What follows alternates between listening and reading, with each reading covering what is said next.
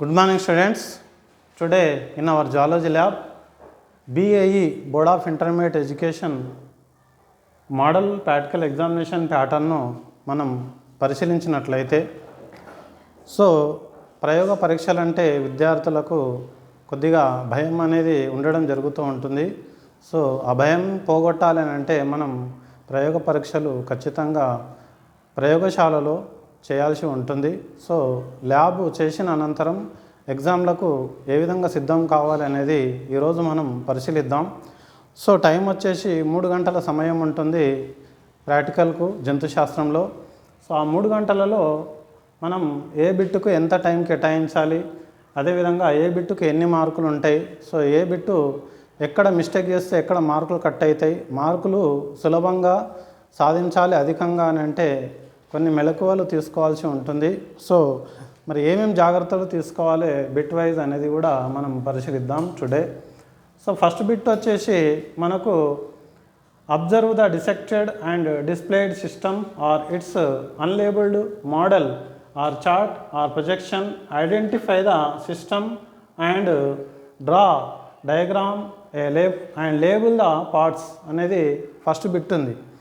First bit తీసుకున్నట్లయితే ఇక్కడ chart అనేది ఉండడం జరుగుతూ ఉంటుంది. ఒకప్పుడైతే డిసెక్షన్ ఖచ్చితంగా చేయాల్సి ఉంటుండే.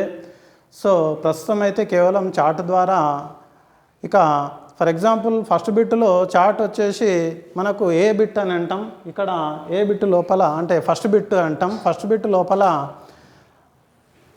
ఈ డయాగ్రామ్ను మనం అబ్జర్వ్ చేయాలి.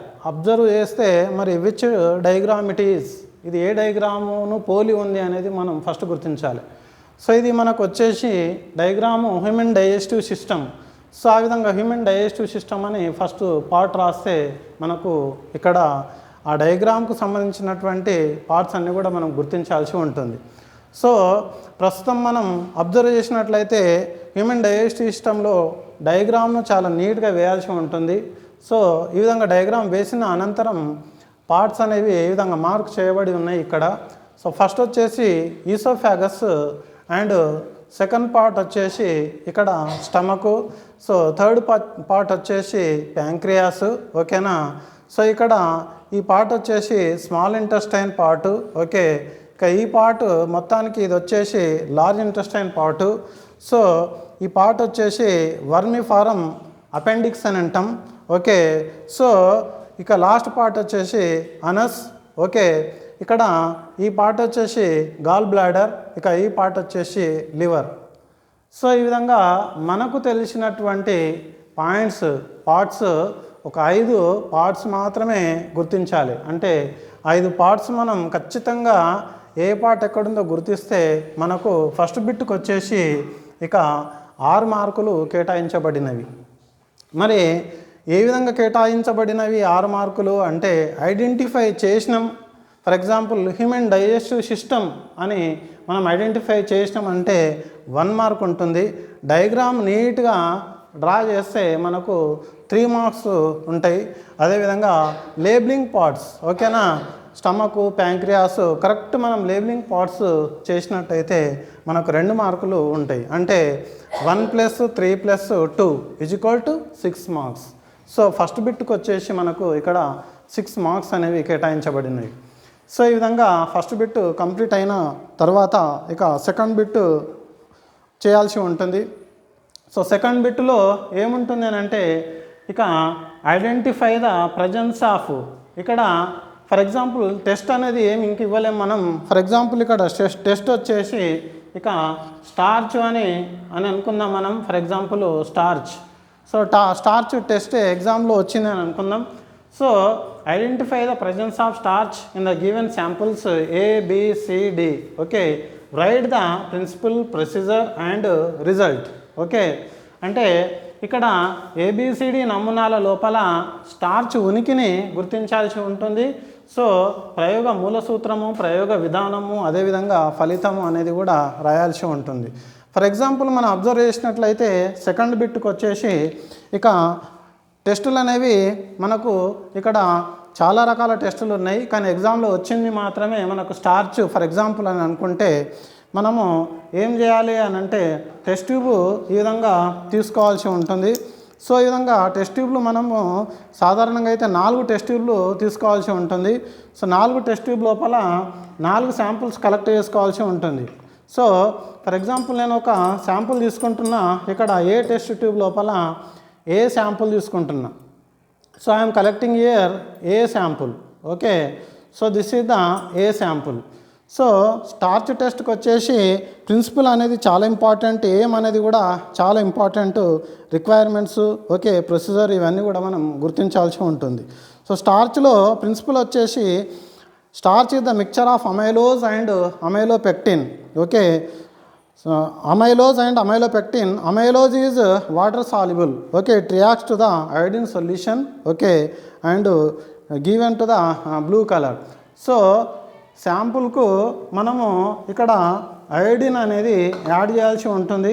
సో అయోడిన్ అనేది ఈ విధంగా తీసుకున్న తర్వాత పరీక్షణాళిక గోడల వెంట అంటే వాల్ ఆఫ్ ద ఏంది టెస్ట్ ట్యూబ్ మనము అయోడిన్ ఈ విధంగా తీసుకోవాల్సి ఉంటుంది. ఇక 1 or 2 drops అయోడిన్ చుక్కలు వేసి ఈ విధంగా షేక్ చేసుకున్నట్టయితే, సో ఈ విధంగా మిళితం చేసుకున్నట్లయితే if it turns to blue colour, okay, ఇది బ్లూ కలర్లోకి వచ్చేసింది. సో ఈ విధంగా కన్వర్ట్ అయితే ఇచ్చిన టెస్ట్ అనేది ఏ శాంపుల్లో బ్లూ కలర్ ఉందని నిర్ధారించి అని ఫలితంలో కూడా మనం ఈ విధంగా రాయాల్సి ఉంటుంది. సో ఇక్కడ మనం ఏం చేయాలి జనరల్గా అంటే 4 టెస్ట్ ట్యూబ్లు తీసుకోవాలి. సో 4 టెస్ట్ ట్యూబ్లు తీసుకొని ఏ టెస్ట్ ట్యూబ్లో ఏ, బి టెస్ట్ ట్యూబ్లో బి శాంపుల్, సి టెస్ట్ ట్యూబ్లో సి శాంపుల్, డి టెస్ట్ ట్యూబ్లో డి శాంపుల్. సో ఈ విధంగా వేసిన అనంతరం ఏ టెస్టులో అయితే మనకు రిజల్ట్ వస్తుందో ఆ టెస్ట్ మాత్రమే రిజల్ట్ రాయాలి. అదేవిధంగా టేబుల్ కూడా గీయాల్సి ఉంటుంది. మరి టేబుల్లో ఏం రాయాలి అని అంటే sample plus iodine added. Okay, ఇక్కడ ఇన్ఫరెన్స్ లోపల ఏంది it converts to the blue colour. So presence of whatever starch in the given sample A అని ఈ విధంగా మనం శాంపుల్ ఏలో వస్తే ఏలో రాస్తాం, బీలో వస్తే బీలో రిజల్ట్ రాస్తాం, సిలో వస్తే సిలో రాస్తాం, డీలో వస్తే డీలో రాస్తాం. అంటే ఏ ఒకటి మాత్రమే వస్తే బీసీడీలా రాదు ఫర్ ఎగ్జాంపుల్ అనుకుందాం. అప్పుడు రిజల్ట్లో మనం ఏ మాత్రమే టర్న్స్ టు బ్లూ కలర్ అని రాస్తాం. సో ఈ విధంగా ఏం ప్రిన్సిపల్, రిక్వైర్మెంట్స్ అండ్ ప్రొసీజర్ అనేది కూడా మీకు ఈ విధంగా చూపించడం జరిగింది. సో ఇది మనకు వచ్చేసి సెకండ్ బిట్. సో విద్యార్థులు ఈ విషయాన్ని చాలా జాగ్రత్తగా గమనించాల్సి ఉంటుంది. సో ఈ విధంగా ప్రయోగం కూడా మనము ల్యాబ్లో చేసి చూపిస్తే మనకు మంచి మార్కులు వచ్చే అవకాశం అయితే ఉంటుంది. ఫర్ ఎగ్జాంపుల్ ఇక్కడ 2 బిట్కి వచ్చేసి ప్రిన్సిపల్ రాస్తే 1 మార్క్ ఉంటుంది, ప్రొసీజర్ రాస్తే 3 మార్క్స్ ఉంటుంది. ప్రొసీజర్ అంటే ఏముంది, ఇక్కడ శాంపుల్కు మనం ఏం కలిపినాం, అయోడిన్ కలిపినాం. 4 టెస్ట్ ట్యూబ్ తీసుకొని శాంపుల్ ఏ శాంపుల్కి అయోడిన్ కలిపినాం, it turns to blue colour. So procedure చదువుకోవాల్సి ఉంటుంది ఆ విధంగా. అదేవిధంగా రిజల్ట్ రాస్తే 1 మార్క్ ఉంటుంది. అంటే 1 + 3 + 1 అంటే 5 మార్క్స్ అనేవి సెకండ్ బిట్కు కేటాయించబడ్డాయి. అంటే 6 మార్కులేమో ఫస్ట్ బిట్కు, ఇక 5 మార్కులేమో సెకండ్ బిట్కు కేటాయించబడ్డాయి. అంటే 11 మార్కులు ఈజీగా క్యాచ్ చేసేసినాం మనం జంతుశాస్త్రంలో. సో నెక్స్ట్ వచ్చేసి ఇక థర్డ్ బిట్ వచ్చేసి identify the spotters ABCDEFG. Okay, and mention 2 to 4 identification points. Draw a rough diagram and label it. Here minimum 2 to 4 parts, 2 to 4 parts, okay, or 4 points కూడా రాయాల్సి ఉంటుంది. ఇక్కడ ఇవ్వబడిన ABCDEFG అంశాల వారీగా స్పాటర్స్ను గుర్తింపము. ఓకే, పటం గీచి భాగాలు గుర్తించము. కనీసము 2 నుంచి 4 గుర్తింపు లక్షణాలు రాయండి అని ఉంది. మరి ఈ స్పాటింగ్ అనేది అతి కీలకము, ఎందుకంటే ఎక్కువ మార్కులు స్పాటింగ్కే కేటాయించబడినవి.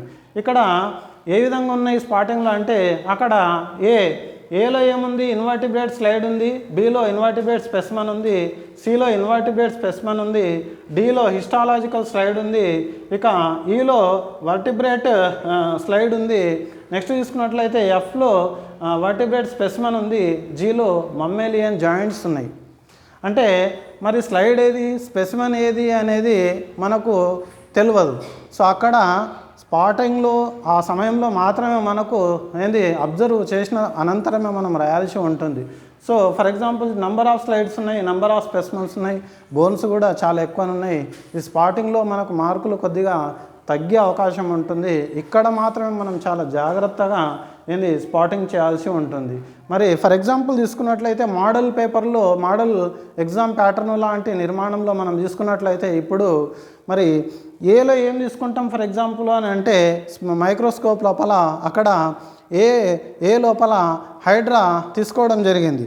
సో మనం అబ్జర్వ్ చేసినట్లయితే ఇక హైడ్రా ఏమేమి రాయాల్సి ఉంటుంది? హైడ్రా అంటే డయాగ్రాము, అదేవిధంగా పార్ట్స్ గీసి క్లాసిఫికేషన్ ఉంటే క్లాసిఫికేషన్ కూడా రాయాల్సి ఉంటుంది. మరి క్లాసిఫికేషన్ హైడ్రా వచ్చేసి ఏముంటుంది? ఫైలం నైడేరియా, క్లాస్ హైడ్రోజివా, అదేవిధంగా జనరల్ క్యారెక్టర్స్ రాయాల్సి ఉంటుంది. 3 నుంచి 4 జనరల్ క్యారెక్టర్స్ అనేవి ఖచ్చితంగా గుర్తించాల్సి ఉంటుంది. ఇక జనరల్ క్యారెక్టర్స్ వచ్చేసి హైడ్రాకు ఏముంటాయి అని అంటే it is a solitary sedentary animal and cylindrical polyp structure and it has a basal disc, okay, on the anterior oral cone consist mouth, okay, and around the oral cone 6 to 10 hollow tentacles are present. So ఈ విధంగా 4 లేదా 5 points కూడా రాస్తే ఇంకా చాలా బాగుంటుంది. So first మనకు spotting వచ్చేసి ఇక్కడ ఏ స్పాటింగ్ అనేది హైడ్రా కేటాయించబడింది ఈరోజు మోడల్ ఎగ్జామ్లో భాగంగా. ఇక నెక్స్ట్ తీసుకున్నట్లయితే బి. సో బీలో ఏముంది ఇక్కడ అంటే లివర్ ఫ్లూక్ ఈ విధంగా ఉంది. ఎగ్జామ్లో ఈ విధంగా స్పెసిమెన్ రౌండప్ చేయడం జరుగుతూ ఉంటుంది. ఆ స్పెసిమెన్ ఏదో కూడా ఈ విధంగా వైట్ పేపర్ వేసేసి కనబడకుండా చేయడం జరుగుతూ ఉంటుంది. సో ఖాళీ అక్కడ ఉన్న స్పీసీస్ మాత్రమే మనం చూడాల్సి ఉంటుంది. సో అక్కడ లివర్ ఫ్లూక్ అనేది మనం బీలో ఇవ్వడం జరిగింది. మరి లివర్ ఫ్లూకు సంబంధించి క్లాసిఫికేషన్ ఉంటే రాయాల్సి ఉంటుంది. డయాగ్రామ్ వేసి మినిమం 2 to 4 పార్ట్స్ రాస్తూ 4 జనరల్ క్యారెక్టర్స్ కూడా రాయాల్సి ఉంటుంది. ఫర్ ఎగ్జాంపుల్ లివర్ ఫ్లూక్ వచ్చేసి ఏముంటాయి జనరల్ క్యారెక్టర్స్ అంటే it is a leaf like dorsoventrally flattened body and it leads to parasitic life in gallbladder of sheep. Body is covered by teguments, okay, without segmentation. And next mouth is located at the tip of comb. Okay. So ఈ విధంగా B అనేది ఇక specimen ఈ విధంగా మనం నిర్ధారించాల్సి ఉంటుంది. ఇక చివరన ఏం రాయాలి అంటే above the specimen identified as a liver fluke or Fasciola hepatica అని కూడా రాయాల్సి ఉంటుంది. ఇక ఆ విధంగా రాస్తే మంచి మార్కులు వచ్చే అవకాశం అయితే ఉంటుంది. ఇక నెక్స్ట్ తీసుకున్నట్లయితే సి స్పెసిమన్ ఇక్కడ వచ్చేసి యూనియో ఇక్కడ ఇవ్వడం జరిగింది. సో యూనియోను మనం అబ్జర్వ్ చేసినట్లయితే ఏం జనరల్ క్యారెక్టర్స్ ఉంటాయి? Phylum Mollusca, class Pelecypoda. ఇక డయాగ్రామ్ గీస్తూ 4 పార్ట్స్ రాయాల్సి ఉంటుంది. సో జనరల్ క్యారెక్టర్స్ వచ్చేసి the body soft and covered by bivalved shell. ఎందుకంటే షెల్స్ అనే విధంగా 2 కర్పరాలుగా ఫామ్ అయి ఉంటాయి కాబట్టి బైవాల్వ్డ్ షెల్ అని మనం పేరు పెడుతూ ఉంటాం. It is a fresh water mussel, okay. The body is enclosed in shell made up of 2 equal valves. 2 valves ఈక్వల్గా ఉంటాయి కాబట్టి బైవాల్వి అని పేరు పెట్టినాం. The 2 valves of the shell jointed at the dorsal side, okay, near the hinge joint a projection called umbo. So umbo అనేది కూడా ఉంటుంది. So ఈ విధంగా సి స్పెసిమన్ ఐడెంటిఫైడ్ కింద తీసుకున్నట్లయితే above the specimen identified as a Unio అని మనం ఈ విధంగా రాయాల్సి ఉంటుంది. సో మళ్ళా నెక్స్ట్ వచ్చేసి ఇక డీలో మనకు ఇక్కడ స్లైడ్ అనేది ఇవ్వడం జరిగింది. మరి ఏ స్లైడ్ ఇచ్చారు డీలో అంటే epithelium. Which type of epithelium? Columnar epithelium. ఎట్లా ఐడెంటిఫై చేయాలి కాలుమ్నార్ ఎపిథీలియం? మరి మనం అంటే మైక్రోస్కోప్లో అబ్జర్వ్ చేస్తూ అది కాలుమ్నార్ ఎపిథీలియం అని గుర్తించాల్సి ఉంటుంది. ఓకే. మరి కాలుమ్నార్ ఎపిథీలియం డయాగ్రామ్ వేస్తూ అదేవిధంగా జనరల్ పార్ట్స్ అనేవి మినిమం ఒక 4 పార్ట్స్ రాస్తూ జనరల్ క్యారెక్టర్స్ అనేవి 4 రాయాల్సి ఉంటుంది. సో 4 రాసినా లేదా మ్యాక్సిమం 5 పాయింట్స్ రాసినా ఇంకా చాలా బెటర్ మార్క్స్ వచ్చే అవకాశం అయితే ఉంటుంది. మరి కాలుమ్నార్ ఎపిథీలియంకు జనరల్ క్యారెక్టర్స్ ఏముంటాయి? ఫర్ ఎగ్జాంపుల్ అంటే the cells are long and columnar, okay. It is single layer which rest on basement membrane. Intercellular spaces are absent. Each cell has a oval shaped nucleus near the basement membrane. So ఈ విధంగా columnar epithelium diagram వేస్తూ parts రాస్తూ general characters రాస్తూ ఇక above the slide identified as a whatever columnar epithelium or the given slide identified as a కాలుమ్నార్ epithelium అని రాస్తే ఇంకా మంచి మార్క్స్ వచ్చే అవకాశం అయితే ఉంటుంది. ఇక నెక్స్ట్ తీసుకున్నట్లయితే స్పెసిమెన్ ఈ అక్కడ స్లైడ్ ఈ వచ్చేసి మైక్రోస్కోప్లో మనం చూస్తూ అబ్జర్వ్ చేస్తూ మరి ఏం స్లైడ్ ఉంది అనేది ఫస్ట్ ఐడెంటిఫై చేయాల్సి ఉంటుంది. సో మరి ఏం స్లైడ్ ఇచ్చాము అక్కడ అంటే టీఎస్ ఆఫ్ టెస్టిస్ ఇవ్వడం జరిగింది. సో టెస్టిస్ తీసుకున్నట్లయితే ఇక టెస్టిస్ రాసిన అనంతరం ఒక డయాగ్రామ్ వేస్తూ 4 పార్ట్స్ రాస్తూ ఇక 4 జనరల్ క్యారెక్టర్స్ రాయాల్సి ఉంటుంది. సో జనరల్ క్యారెక్టర్స్ వచ్చేసి టెస్టిస్ ఏమేమి ఉంటాయి, ఫర్ ఎగ్జాంపుల్ మనం అబ్జర్వ్ చేసినట్లయితే testis are located in the scrotal sacs of male mammal. The section contains a large number of seminiferous tubules and are linked by germinal epithelium. It contains blood capillaries and nerves. Germinal epithelium produces sperms. So likewise general characters అయితే 4 లేదా 5 general characters రాసినట్టయితే మనకు మంచి marks వచ్చే అవకాశం ఉంటుంది ఇంటర్మీడియట్లో భాగంగా. So above the slide identified as A testis అని రాస్తే ఇంకా మంచి మార్క్స్ వచ్చే అవకాశం అయితే ఉంటుంది. ఇక నెక్స్ట్ ఎఫ్ స్పాట్ వచ్చేసి ఏముంది, ఎఫ్ స్పాట్ అంటే మనకు ఇక్కడ స్నేక్ అనేది ఉంది. So which snake that is అంటే సీ స్నేక్ అని ఇవ్వడం జరిగింది ఈరోజు. సో మోడల్ ఎగ్జామ్లో భాగంగా మరి sea snake general characters, classification, diagram, అదేవిధంగా పార్ట్స్ రాయాల్సి ఉంటుంది. సో ఫస్ట్ ఏంటంటే సీ స్నేక్ అని రాసిన అనంతరం క్లాసిఫికేషన్ ఉంటే రాయాల్సి ఉంటుంది.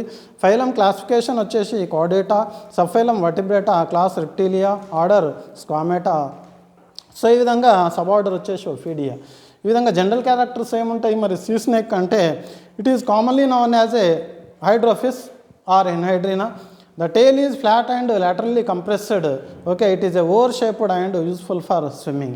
And next, the nostrils are on the top of the snout. Okay, the body is covered by small scales. Head and eyes are small. So likewise general characters రాసిన అనంతరం above the specimen identified as A C snake అని రాయాల్సి ఉంటుంది. So next వచ్చేసి ఇక last specimen వచ్చేసి ఇక మనకు బోన్ నుంచి రావడం జరుగుతూ ఉంటుంది. So which type of bone that is G పార్ట్లో వచ్చేసి అక్కడ జీలో వచ్చేసి గ్లైడింగ్ జాయింట్ ఇవ్వడం జరిగింది. సో గ్లైడింగ్ జాయింట్లో జనరల్ క్యారెక్టర్స్ అదేవిధంగా డయాగ్రామ్ వేస్తూ 4 పార్ట్స్ రాస్తూ జనరల్ క్యారెక్టర్స్ రాయాల్సి ఉంటుంది.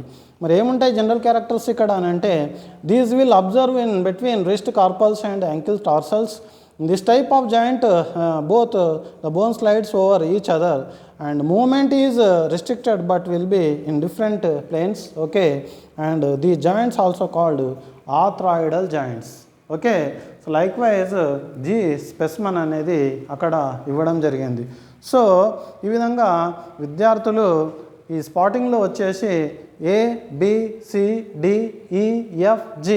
ఓకే ఈ స్పెసిమన్లను లేదా స్లైడ్లను బాగా అబ్జర్వ్ చేసిన అనంతరం ఇక కింద గుర్తింపు అనేది కూడా రాస్తే మంచి మార్క్స్ వచ్చే అవకాశం అయితే ఉంటుంది.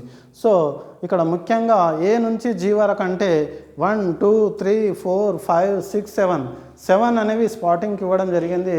7 ఇంటూ ఈచ్ స్పెసిమన్ లేదా స్లైడ్కి వచ్చేసి 2 మార్క్స్ అంటే 7 ఇంటూ 2 14 మార్క్స్ కేటాయించడం జరిగింది. సో 2 మార్క్స్ అని అంటున్నాం ఒక స్పెసిమన్ లేదా స్లైడ్కు, లేదా ఒక స్పెసిమన్కి 2 మార్క్స్ అని అంటున్నాం. మరి ఆ 2 మార్క్స్ కూడా మనం ఎగ్జామ్లో ఏ విధంగా కేటాయించబడుతూ ఉంటాయి 2 మార్క్స్ అంటే ఫస్ట్ ఏంటంటే ఐడెంటిఫై చేసినాం అని అంటే ½ మార్కు ఇవ్వడం జరుగుతుంది. Identify for example first one okay first slide ఏముంది అక్కడ అంటే హైడ్రా అని పేరు నువ్వు పెట్టినావు, హైడ్రాని రాసినావు అంటేనే ½ మార్కు. ఇక లేబులింగ్ చేస్తే ½ మార్క్ ఉంటుంది. ఇక నెక్స్ట్ క్లాసిఫికేషన్ ఉంటే రాయాలి, లేదంటే వదిలేయాలి. ఇక ఐడెంటిఫికేషన్ పాయింట్స్ రాయాలి.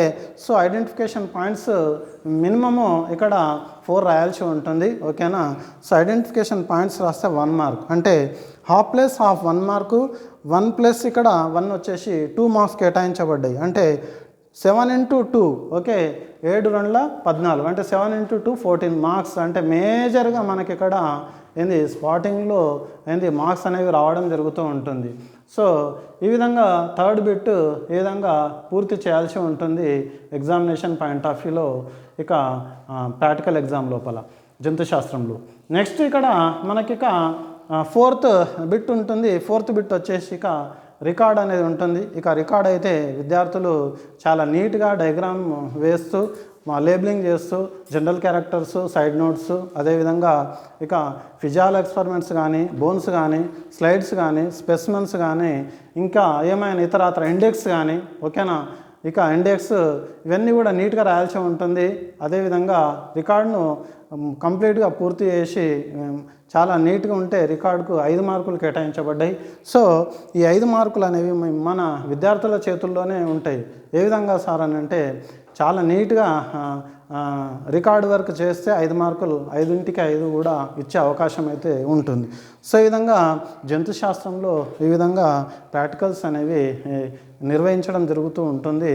ఇది కేవలం మోడల్ అంటే విద్యార్థులు భయపడకుండా భయాన్ని పోగొట్టడానికి మాత్రమే ఈరోజు నేను ఈ విధంగా విద్యార్థులకు అందుబాటులో ఉండేటట్టు, విద్యార్థులకు సులభంగా ప్రాక్టికల్ అర్థమయ్యే విధానం లోపల పరీక్షల్లో ఉత్తీర్ణులు కావాలని ఆకాంక్షిస్తూ మంచి మార్కులు సాధించాలని ఒక దృక్పథంతో, ఆశతో నేను విద్యార్థుల కోసం ఈ విధంగా ఒక practical examination point of view అయితే మోడల్ ఎగ్జామినేషన్ అనేది ఈ విధంగా వివరించడం జరిగింది.